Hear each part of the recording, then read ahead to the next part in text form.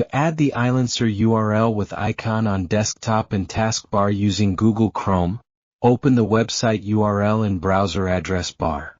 Click the three-dot menu in the top right corner of the Chrome window. Go to Cast, Save and Share. Here you can either install the page as an app or simply select the Create Shortcut button. You will have the option to name the shortcut. A shortcut will be created on your desktop while opening its folder in File Explorer. Close the browser window to view the shortcut on desktop screen. To pin the shortcut to your taskbar, right-click on it.